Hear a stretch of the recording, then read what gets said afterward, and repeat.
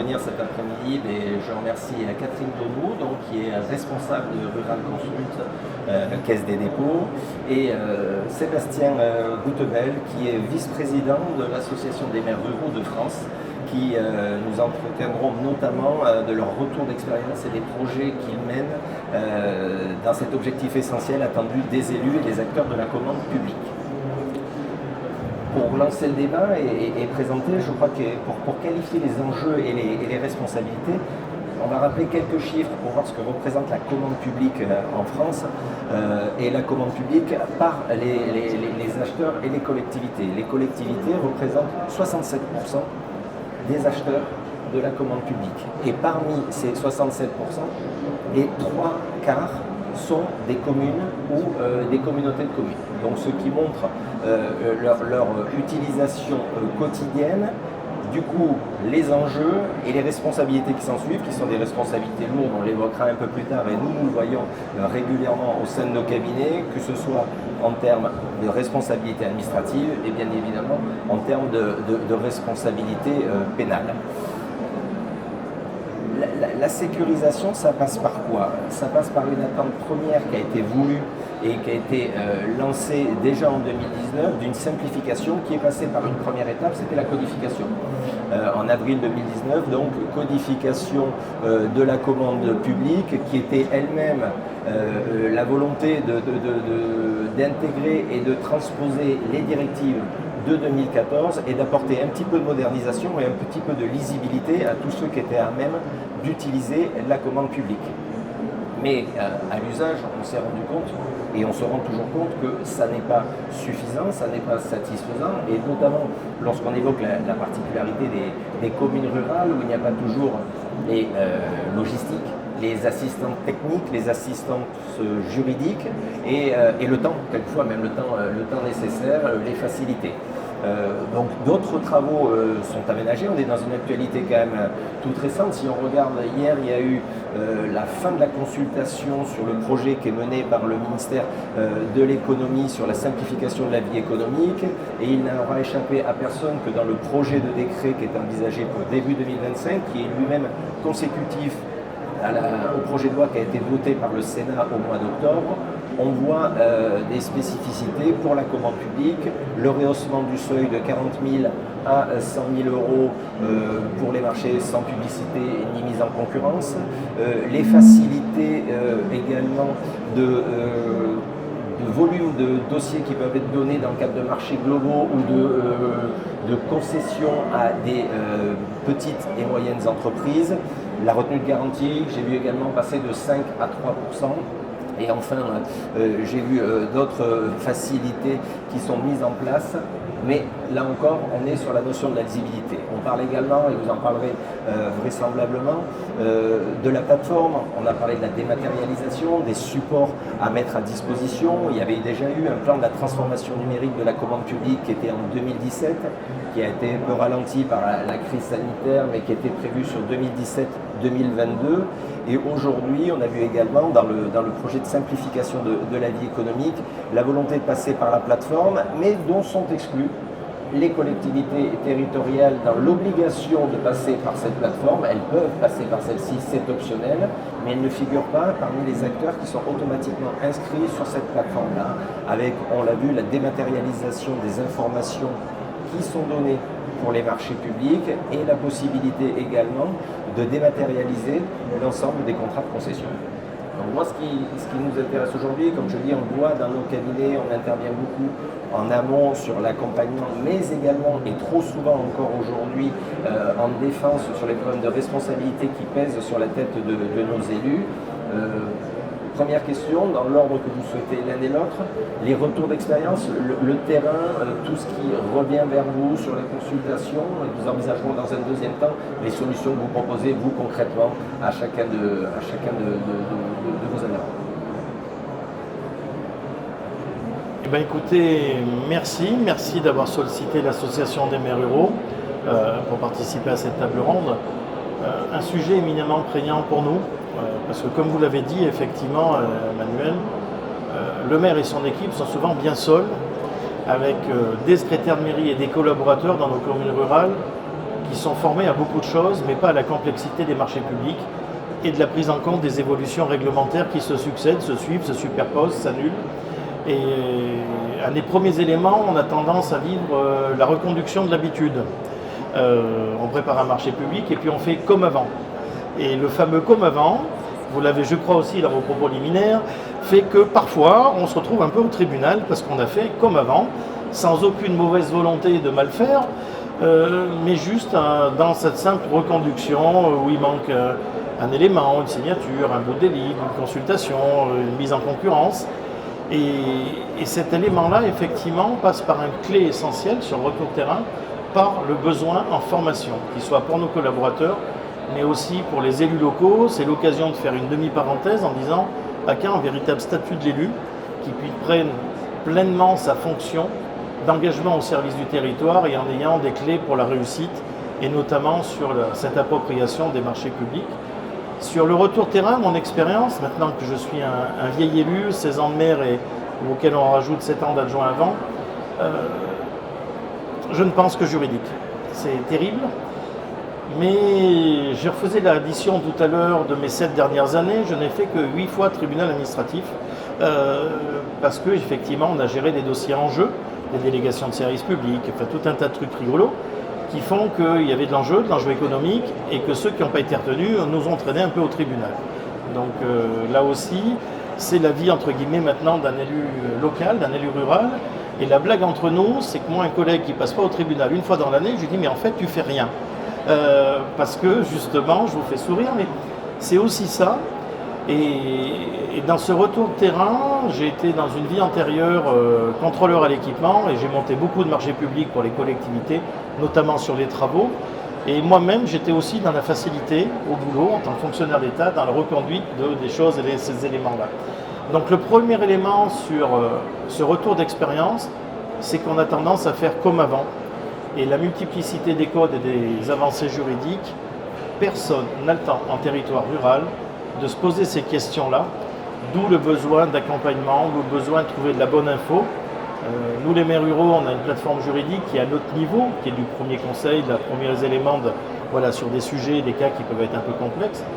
Mais d'avoir l'habitude de retourner et d'aller effectivement vers des juristes, qu'ils soient avocats ou autres, les élus n'ont pas l'habitude de ça, surtout dans nos territoires ruraux. Et ça conduit à ce qu'on disait, à faire parfois un peu de tribunal.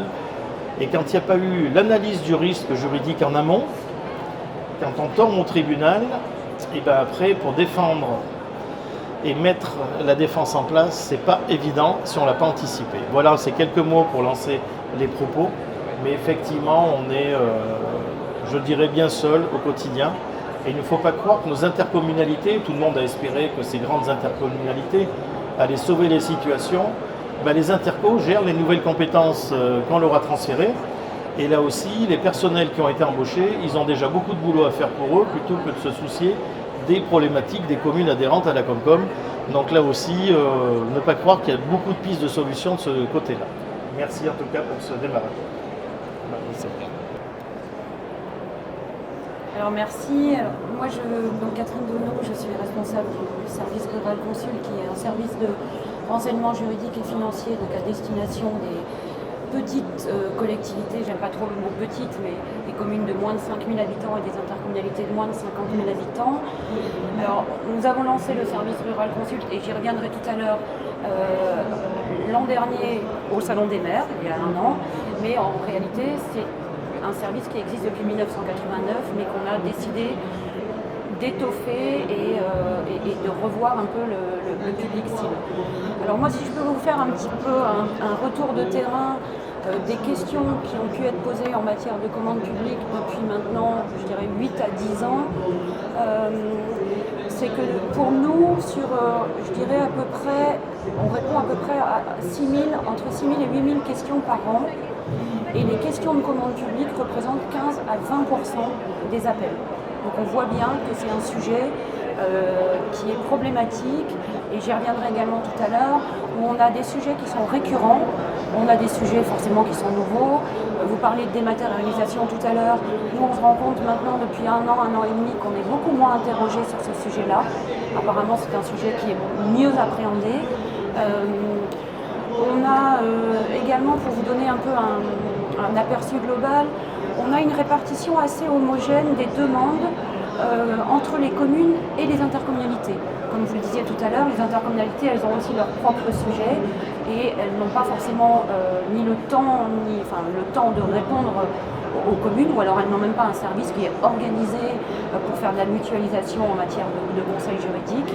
Donc on a vraiment, je dirais, autant de questions qui sont posées entre communes et intercommunalités, et la nature du questionnement, je ne sais pas s'il faut dire paradoxalement ou pas, est la même. C'est-à-dire qu'on a des élus, des agents qui recherchent vraiment, quand ils appellent, à sécuriser des procédures, des processus, et qui cherchent surtout à ce qu'on mette, on traduise les textes de manière opérationnelle. On l'évoquait tout à l'heure, les élus, les agents se retrouvent avec des textes qui évoluent, qui bougent, mais ils ont besoin d'avoir ce côté mise en opérationnalité des textes. Donc notre service les aide sur toutes les questions qui peuvent se poser donc en matière de commande publique.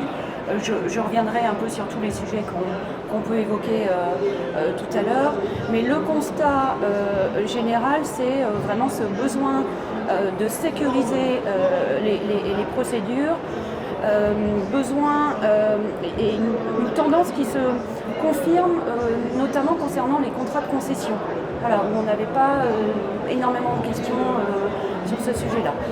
Voilà, pour vous donner un premier aperçu un peu de retour terrain de comment la commande publique reste problématique pour les élus ruraux.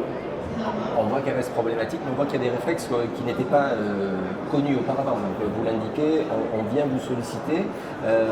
Moi, ce que j'aimerais savoir, c'est on vient vous solliciter à quel moment. Nous, on voit dans nos cabinets, on vient nous solliciter maintenant relativement tôt, mais sur des gens avec qui on a déjà noué certaines relations ou qui ont connu l'expérience de la responsabilité administrative et de la responsabilité pénale. Donc ils viennent nous voir sur les marchés qu'ils envisagent, sur les projets qu'ils envisagent, pour qu'on les accompagne, pour qu'on les rédige au besoin, en fait qu'on fasse tout ce travail en amont-là.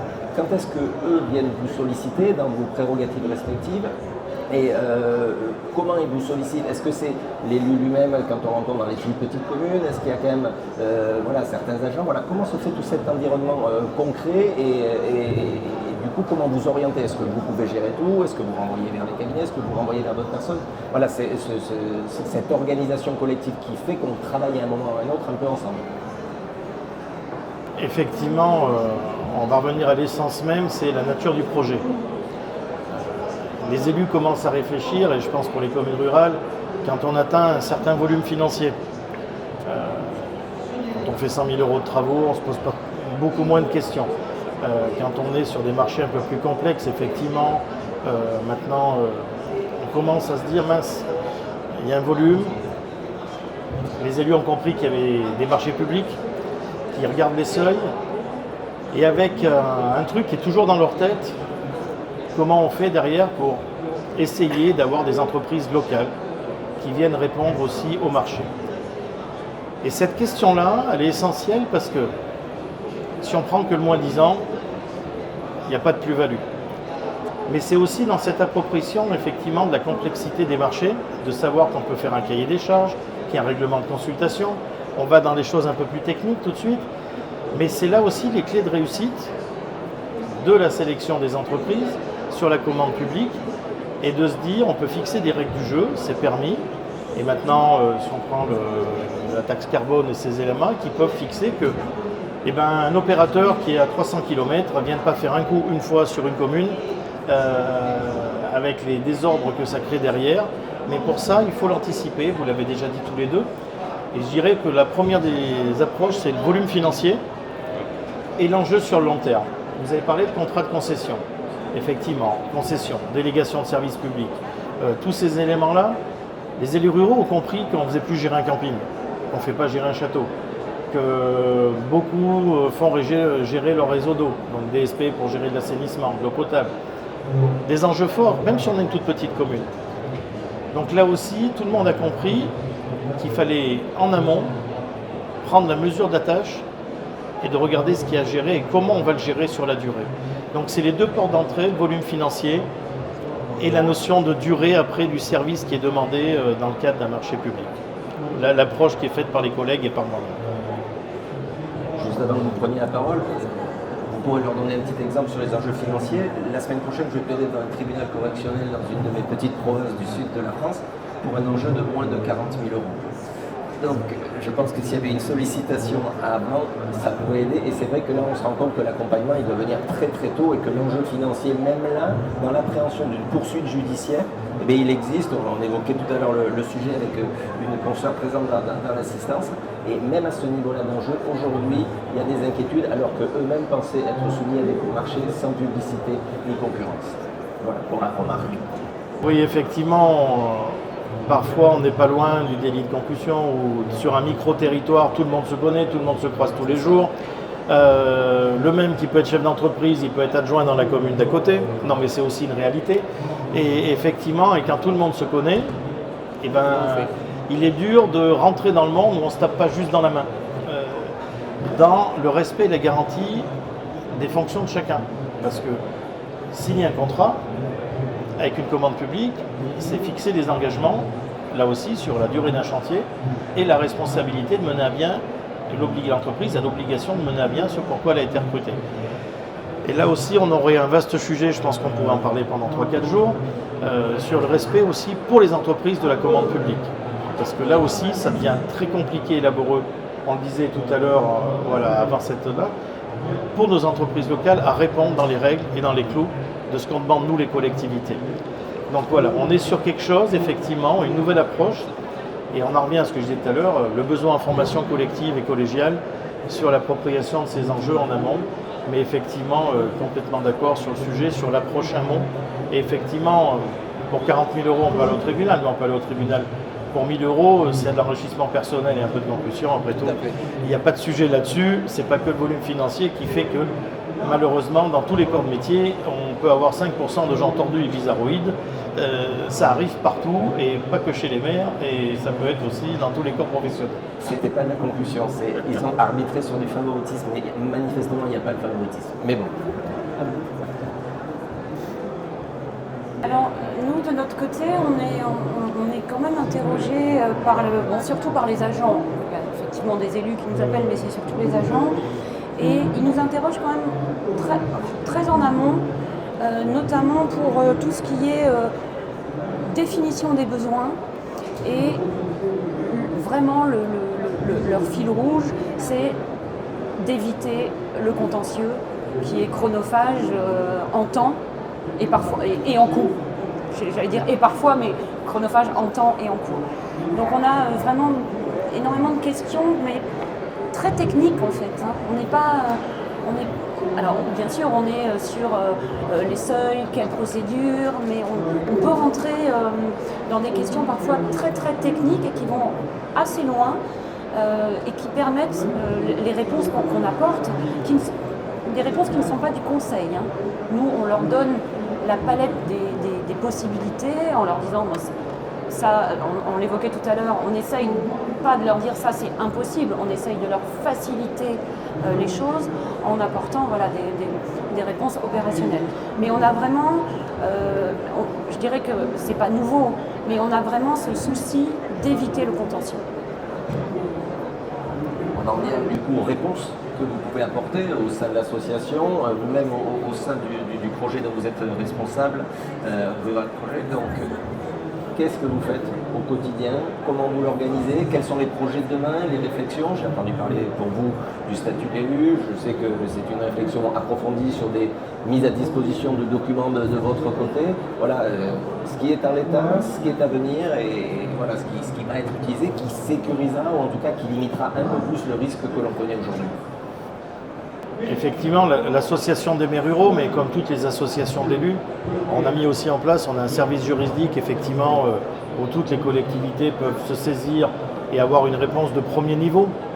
On n'est pas des experts de tous les domaines, mais justement d'avoir cette porte d'entrée aussi en confiance et en neutralité. Je reviens là-dessus.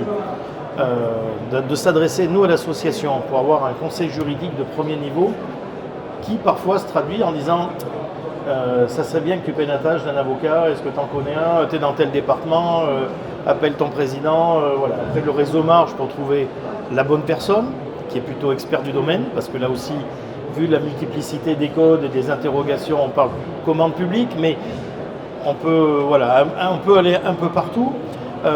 Il faut trouver les spécialistes effectivement de ces éléments-là. Donc nous, on est là aussi pour faire l'interface au niveau des maires ruraux et apporter le premier conseil, la mise en place du réseau, les bons interlocuteurs. Et effectivement, c'est le début d'un quelque chose, comme on dit. Et sur la prise de conscience, on a organisé, nous les maires ruraux, dans tout un tas de domaines, des webinaires, là aussi, avec inscription libre de nos communes réservées à nos adhérents, qui permettent de partager de la bonne vulgarisation. Parce que c'est tellement techno qu'à un moment, les experts parlent aux experts, et l'élu local, qu'il soit maire adjoint ou conseiller municipal, c'est drôlement chouette, mais globalement, il est vite largué. Et à un moment, il n'y a rien de pire quand on est élu, si on se sent à côté du sujet, qu'on essaye de porter nous-mêmes. Ça peut arriver, et donc du coup, il faut être très vigilant là-dessus. Mais voilà les moyens, nous, simples, pour le moment efficaces. Et puis, là aussi, on s'est tissé des liens, effectivement, avec des opérateurs de haut niveau. Voilà. On s'est réorienté, et tout de suite, et je le dis bien, en neutralité, parce que nous, on n'a rien à gagner. On n'a aucune commission quand on dit ça serait bien de travailler avec tel bureau d'études, tel cabinet et telle chose. C'est qu'on sait qu'il y a des experts, on cite la commande publique, mais de l'expert de bon niveau dans ce domaine-là. Voilà les premiers éléments, et je reviendrai après quand tu auras développé de ton côté. Merci. Alors nous, on a, pour répondre aux questions de commande publique ou toute autre question qui concerne la gestion des collectivités, on a un numéro d'appel. Donc Rural Consul, c'est un service qui a été créé dans le cadre du programme France Ruralité. C'est un service donc, qui est mis à la disposition des élus et des agents des communes, donc je vous disais de moins de 55 000 habitants et des intercommunalités de moins de 50 000 habitants. Et c'est un service qui est mis à disposition, donc qui est gratuit pour les élus et les agents. Le seul coût, c'est le coût d'un appel local lorsque vous appelez le service. On répond immédiatement, c'est-à-dire que vous ne tombez pas sur une machine qui vous dit vous avez un problème, tapez sur 1, tapez sur 2, tapez sur 3. On pense que la relation humaine, d'avoir un juriste en ligne, est fondamentale. On répond immédiatement aux questions ou sous 48 heures maximum quand la question demande des approfondissements. Nous avons également, parce qu'on voit vraiment sur le sujet de commande publique que ce que je vous disais tout à l'heure, qu'il y a besoin de mettre un peu d'opérationnel sur les textes, si je peux m'exprimer comme ça. Donc on organise également des webinaires sur des sujets de commande publique et on a à chaque fois 200 à 300 inscrits où les gens partagent des expériences parce que c'est surtout ça que les élus et les agents cherchent, c'est comment faire pour ne pas tomber sur le contentieux, comment faire pour me faciliter telle ou telle approche. Donc il y a vraiment sur ce sujet-là un besoin d'échange des élus et des agents. Et derrière, vous le restituez comment? Alors, pour les réponses, effectivement, ce sont des réponses orales. Nous allons mettre en place des réponses écrites là d'ici le début de l'année, mais qui, comme nous ne faisons pas du conseil, les réponses écrites seront décontextualisées, de manière à ce qu'on ne puisse pas s'appuyer sur telle ou telle réponse pour éventuellement créer des problèmes par ailleurs. Voilà. Pas de doctrine arrêtée, on veut ce cas. Oui, dans tous ces éléments-là, tu as cité France Ruralité, effectivement, ce combat de fond que demande l'association des maires ruraux depuis pas qu'aujourd'hui, de mesures spécifiques d'accompagnement de l'État au profit des communes rurales. Donc vous voyez, c'est ce nouvel outil, parce qu'on va le dire ça comme ça, on a quand même du mal à ce que les collègues s'en saisissent. Parce qu'on est inondé tous les jours par justement des actualités schizophrènes et débordantes. C'est aussi, on a des outils, mais on a du mal à s'en saisir dans le temps imparti où on essaye d'accomplir nos fonctions. C'est l'occasion de rappeler aussi qu'à part un maire qui a une indemnité et un adjoint où elle est toute petite, le reste des élus sont totalement bénévoles. Et c'est pas pour les 900 €, moi je crois que j'ai par mois, ça paye le gasoil, comme on dit, il y a quelques charges, mais c'est pas ça qui m'enrichit, je crois pas. Donc il faut aussi se mettre dans la tête que les élus qui s'investissent dans nos territoires le font sur leur temps libre, avec volonté et engagement, et des fois ils vont trop à l'essentiel. Et c'est là-dessus que ça pêche, effectivement. Ce que je disais en plaisantant tout à l'heure, si tu ne vas pas au tribunal, tu fais rien. Mais c'est aussi la façon dont on approche le côté tribunal. Je l'ai dit pour les maires ruraux, le tribunal reste aussi un outil. Parce qu'il n'y a pas de raison qu'on ne s'en saisisse pas non plus. J'ai un gros chantier en cours, on fait un bâtiment d'accueil au pied du château, à Murol. Et je sais qu'avec les entreprises, on va appliquer des pénalités de retard. Là aussi, on est bien dans la commande publique, c'est prévu. Puis la pratique fait qu'on ne les applique pas souvent. Et je sais qu'on va les appliquer. Donc je sais qu'on va faire tribunal derrière. Donc on est en train de construire le tribunal du derrière. Et il n'y a pas de raison qu'on n'aille pas au bout d'un acte d'engagement qui a été signé par les entreprises sur une commande publique, parce que la pratique fait qu'on ne les applique pas souvent, les pénalités de retard. Donc il y a ça aussi pour dédramatiser ce que vivent les élus, parce que, vous voyez, on est dans le respect même du processus, et on pourrait avoir des états d'âme en disant « Ah ouais, mais si je fais ça quand même, il y a de l'emploi derrière, et puis l'entreprise va être pénalisée, mais elle est pénalisée parce qu'elle n'a pas suivi son respect de sa commande. Si elle avait fait son travail en temps et en heure, il n'y aurait pas de sujet. Donc il faut dédramatiser ça, et le tribunal, là, va être un outil au service de la collectivité locale, dans le respect de la commande. Donc vous voyez, on boucle un peu, mais c'est vrai que le tribunal peut faire peur. Je vous l'ai dit, je l'ai un peu trop fait pour moi. Maintenant, je ne pense que juridique dans toutes les actions que je porte ou que j'essaye de porter. Je suis toujours dans l'analyse du risque, quel que soit le sujet, de savoir si derrière, quelqu'un va me mettre au tribunal. Alors de temps en temps, je m'amuse. Comme je suis un vieil élu, je peux dire au sous-préfet, je m'en fous, je le ferai quand même. Et dernièrement, il m'a dit, je vous mettrai au tribunal, et je lui ai dit, moi j'irai faire 3, et on verra bien ce que ça donnera à la fin, et puis ça s'était tout calé. Mais c'est aussi notre rôle à nous, parfois, de bouleverser les codes, d'aller plus loin que normalement le permet la législation, la réglementation, pour ramener aussi un peu de bon sens, et qui parfois, derrière, fait de la jurisprudence qui s'applique pour tout le monde. Sur l'exemple du DSP, moi, pour gérer le château de Murol, 3 référés précontractuels, donc 3 prolongations unilatérales de DSP en cours, voilà, fait le vendredi alors que ça finissait le lundi, je ne vous explique pas comme j'étais en pleine forme et un peu agacé. Ça fait 2, rien que sur les référés, il y a eu 2 jurisprudences et on en a une autre derrière quand on allait sur le fond, quand on est vraiment allé au théâtre.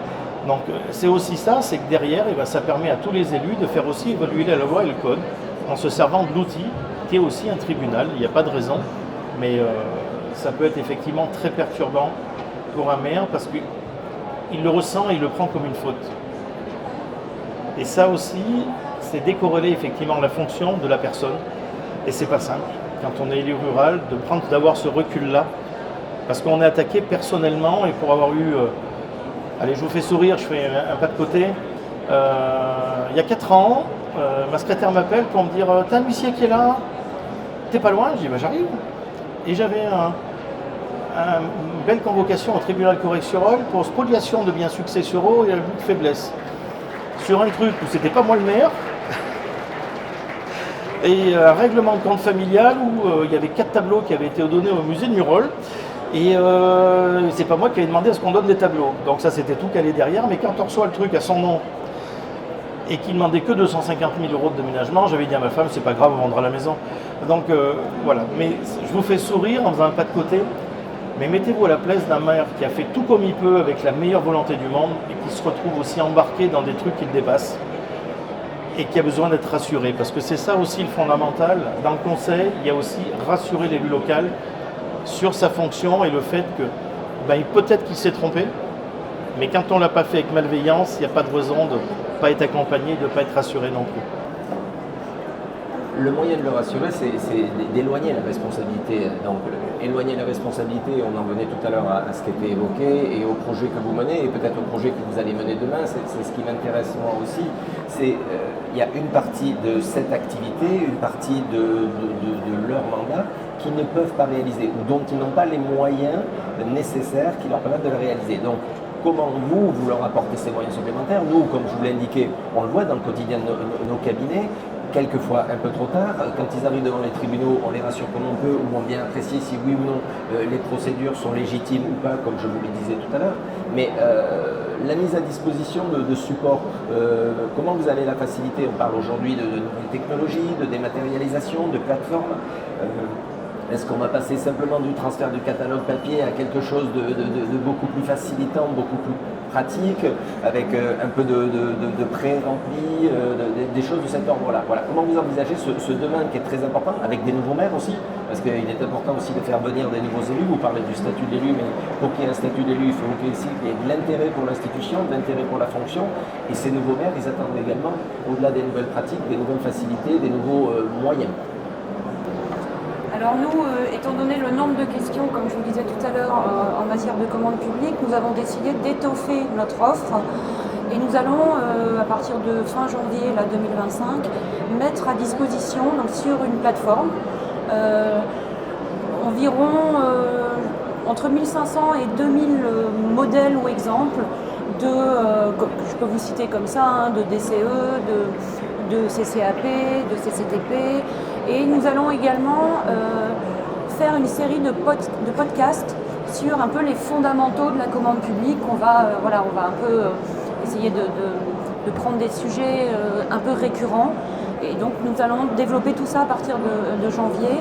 Et ça nous permettra, quand les élus ou les agents vont nous appeler, soit de les diriger vers la plateforme documentaire, peut-être même leur envoyer directement les documents pour qu'ils ne perdent pas de temps, parce que le temps est quelque chose de précieux, et donc des podcasts, et nous allons continuer des webinaires sur ces sujets-là. Alors je vais faire une petite provocation, et quid de l'intelligence artificielle derrière tout ça? Parce qu'effectivement, on entend beaucoup de choses autour des métiers du conseil, de cette ingénierie intellectuelle, vous êtes complètement dedans. Et quand on voit maintenant ce qu'il est capable de pondre en faisant des requêtes ou des choses de ce type-là, ça interroge l'élu local que je suis, qui suis loin de maîtriser ce sujet-là. J'ai mes meilleurs amis dont c'est le métier. Je leur dis, il faut que tu me montres quand même ce qu'on peut faire. Mais ça fait partie des sujets où, à mon avis, ça va nous tomber un jour, et pas que, parce que c'est déjà attaqué, sur cette capacité à saisir des sujets complexes et avoir des réponses qui vont être générées, mais ça enlève l'humain, moi ça m'interpelle, ça enlève l'humain, ce rôle de conseil de proximité, et puis ce travail en collaboration, parce qu'effectivement on peut dire quand il y a du conseil il est rémunéré, mais tout métier est rémunéré, et c'est normal, et derrière il y a la construction entre guillemets d'un conseil en confiance, parce qu'effectivement si on sollicite tous les jours grâce aux applis du conseil, on pourra trouver de la jurisprudence, tout un tas d'éléments, mais ça ne fait pas mieux comprendre, ça ne fait pas comprendre plus vite. Donc voilà, je vous challenge aussi un peu de mon côté, mais effectivement, on voit arriver des choses, on en entend parler, et là aussi, ça fait partie des choses dont on ne maîtrise pas l'atterrissage à ce jour. Peu de personnes maîtrisent l'atterrissage à ce jour. Nous, c'est le grand chantier de la mandature de la présidente actuelle, où on a justement fait un groupe de travail dédié à l'intelligence artificielle, voir ce qu'elle peut nous apporter, bien évidemment, mais voir ce qu'elle peut nous enlever et jusqu'où elle peut aller. Parce que quand vous parlez d'intelligence artificielle, et on s'en rend compte dans les utilisations qu'on peut faire les uns et les autres, il y a quand même quelque chose d'important, c'est la manière dont on pose la question, la manière dont on la renseigne. Et si on pose mal la question, eh bien, on a la mauvaise réponse.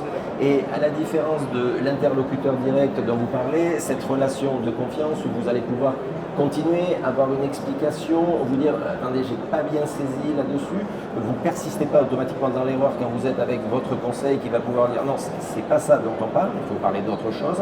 Là, vous n'aurez pas automatiquement, en tout cas aujourd'hui, ce stade de réflexion. Et vous devrez, en plus, le jour où ça existera, parce qu'on aura une base support, on ne va pas se faire d'illusions là-dessus.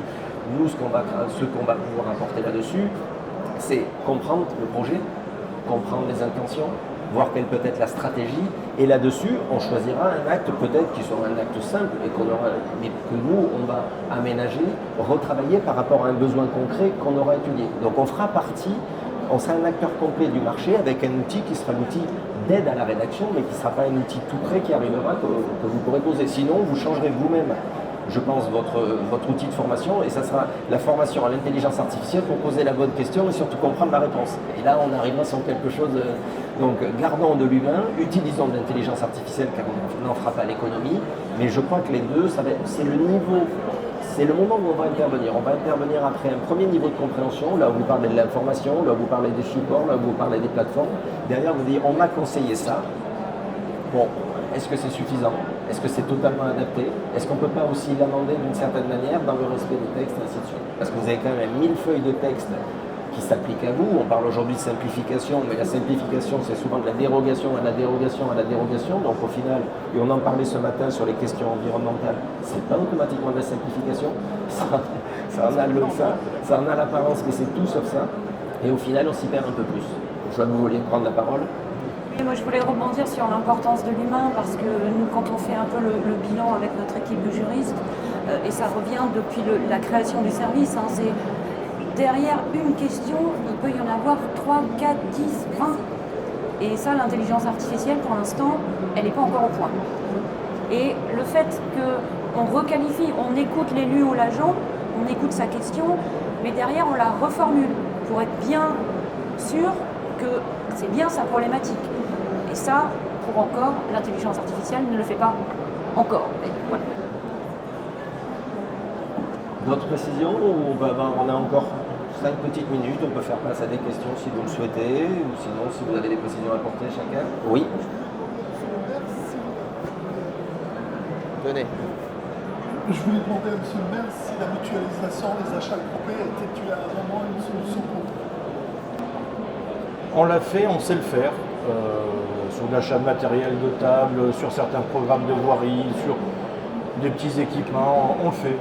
Globalement, c'est juste du bon sens aussi, l'outil le permet. Voilà, le tout c'est de qualifier la demande au départ, de savoir ce que l'on veut faire, pour quelle durée. Des groupements de commandes, voilà, avec des marchés à bon de commande derrière et ainsi de suite, avec des durées de 1, 2, 3 ans, des choses reconductibles. C'est des choses, je ne vais pas dire qu'on le fait au quotidien, mais les pratiques se sont vraiment bien améliorées là-dessus. C'était un peu, voilà, pas compliqué, mais parfois complexe au départ. Mais franchement, je crois que tous les territoires se sont servis de ce type de mutualisation. Aussi, voilà, juste de bon sens, plutôt d'acheter 4 trucs d'un côté, de se dire tiens, si on en achète 80, peut-être que ça coûtera moins cher. Mais là, l'outil est saisi, est utilisé dans, je vais dire globalement, tous les territoires, mais suivant la nature aussi des besoins et des travaux qui peuvent être faits. D'autres questions? Pas d'autres mains? Pas d'autres mains? Ce stade, non. Non, mais je crois que ça a été assez complet. Mais écoutez, merci à tous les deux pour cette table ronde. Merci à vous. On suivra les évolutions l'année prochaine. Merci et à bientôt pour de futures collaborations surtout. Avec grand plaisir. Merci à tous.